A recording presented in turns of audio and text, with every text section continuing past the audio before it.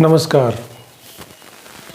REET revise result जो कि 2 गुना का आ चुका है और 1 गुना का रिजल्ट आना अभी बाकी है, जिसमें करीब करीब सारे सब्जेक्ट का रिजल्ट आपको देखने को मिल गया है।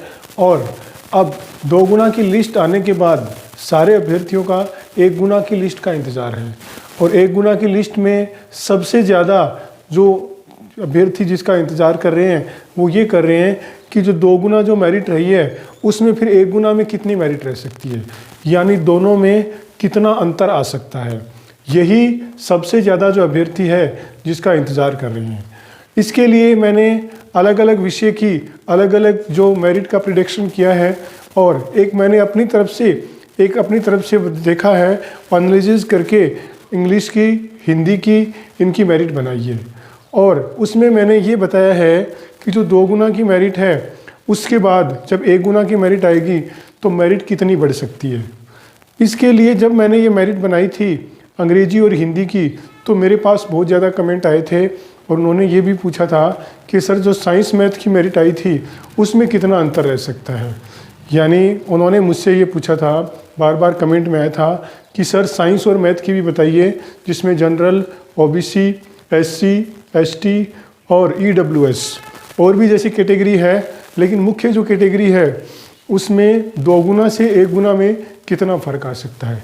तो मैंने कुछ अपनी तरफ से जो एनालिसिस किया है, अब तक का जो एक्सपीरियंस है उसके हिसाब से, और जो पीछे जो मेरिट रही थी रिवाइज रिजल्ट से पहले उसके हिसाब से मैंने एक एनालिसिस करके देखा है, जिसमें मैं आपको बताना चाहूँगा कि जो साइंस मैथ की जो मेरिट थी जिसमें आप कह सकते हो डबल मेरिट थी, उसके बाद सिंगल आई तो मेरिट में कितना बढ़ा हुआ, कितने अंकों का बढ़ा हुआ और वो किस तरह से जो है वो डबल से सिंगल मेरिट बनाते हैं। तो इसके लिए मैं कुछ एनालिसिस करके लाया हूँ जो आपके सामने रख रहा हूँ। अगर आप ध्यान से देखें तो इन मेरिट में देखेंगे कि विज्ञान गणित की जो मेरिट थी जिसमें 6708 पद आपके सामने थे और 6708 पदों में अगर आप देखोगे तो जिसमें जनरल, ओबीसी, एससी, एसटी और ईडब्ल्यूएस इस कैटेगरी की जो मेरिट थी नॉन टीएसपी की जो आपके सामने है। अगर आप दो गुना की मेरिट देखें तो 2 गुना की जो मेरिट थी उसमें जनरल की मेरिट थी 189.85 यानी 179.85 थी। ओबीसी की अगर बात करें तो वो है 183.8। अगर आप ईडब्ल्यूएस की बात करें तो 176.22 है। अगर आप उसके बाद एससी की देखें तो 158.47 मेरिट है। एसटी की मेरिट देखें तो वो 146.8 मेरिट है। यानी अगर आप ये मेरिट जब बनाई जाती है तो जिस तरह से कैटेगरी से रिजर्वेशन मिला है उस रिजर्वेशन के हिसाब से ही मेरिट को तैयार किया जाता है।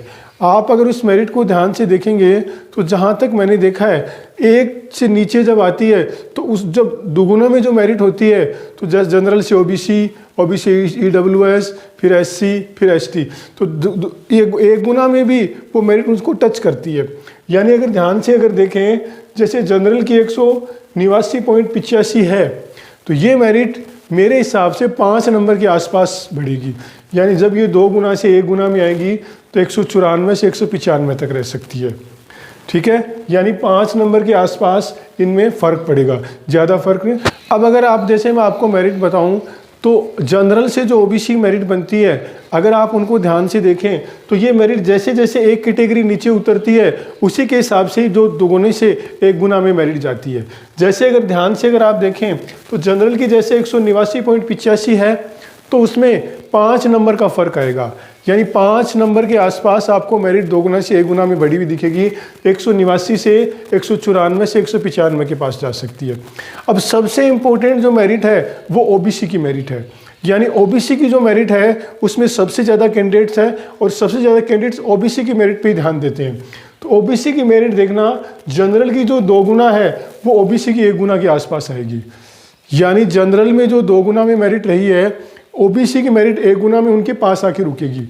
जैसे अगर ये 189.85 है तो 189 से 190 के आसपास से ये मेरिट रहेगी। अब इसके बाद अगर आप ध्यान करें तो ईडब्ल्यूएस की अगर देखेंगे तो ईडब्ल्यूएस की जैसे 176.22 रही है, EWS की अगर 176.22 रही है तो वो जब दुगुने में जाए, दोगुना में 176.22 रही है तो वो जब सिंगल जाएगी तो वो ओबीसी वाली दोगुनी जो मेरिट है उसके आसपास रहेगी। यानी ओबीसी की दोगुनी 183.8 है तो ये 183-84 इसके आसपास ही रहेगी। यानी जैसे जैसे कैटेगरी से मेरिट उतरती है, जो दोगुना की मेरिट जो होती है वो सिंगल के पास रहती है। तो EWS 183 जो ओबीसी की दोगुना थी वो आपको इसके आसपास आपको EWS की सिंगल मेरिट मिलेगी। SC की मेरिट देखेंगे आपको 158.47 है, यानी SC की जो मेरिट है वो 158.47 है। तो वो अगर आप देखेंगे तो वो जो बढ़ेगी वो जाएगी 176, यानी वो जो EWS की जो मेरिट है, EWS की जो दोगुनी मेरिट है उसके आसपास रहेगी। यानी 176 से 177, 175, 76, 77 के आसपास रहेगी।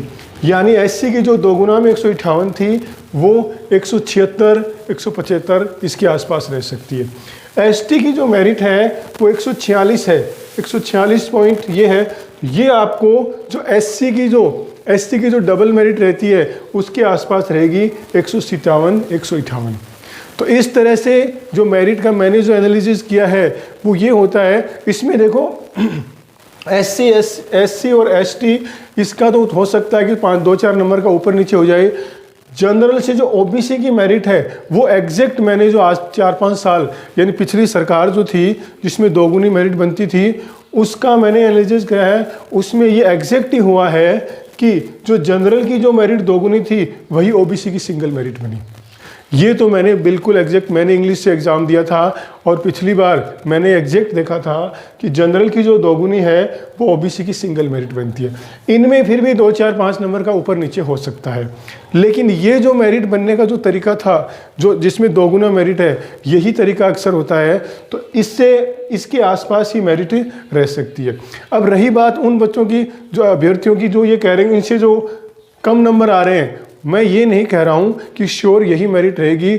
मैं भी यही चाहता हूँ कि मेरिट इससे नीचे ही रहे ताकि ज़्यादा से ज़्यादा अभ्यर्थियों का सेलेक्ट हो। लेकिन मैंने ये अपनी तरफ से एक एनालिसिस किया है। बाकी जो एग्जैक्ट मेरिट है वो आपको देखने को जो आएगी, 1 गुना की मेरिट आएगी वही होगी। तो अब देखते हैं आगे जो मेरिट आएगी। ये तो मैंने अपनी तरफ से एक छोटा सा एनालिसिस किया है।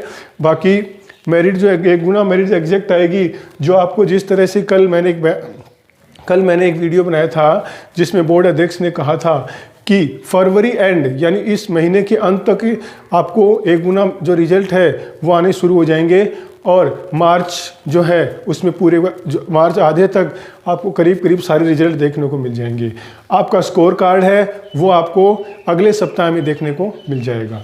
तो इस तरह से मैंने एक छोटा सा एनालिसिस किया है। इसके अलावा और कोई जो भी न्यूज़ होगी मैं आपके लिए सबसे पहले लेके आऊँगा। आप मेरा वीडियो देखते रहिए। आप मेरा वीडियो देखते हो इसके लिए आपको धन्यवाद।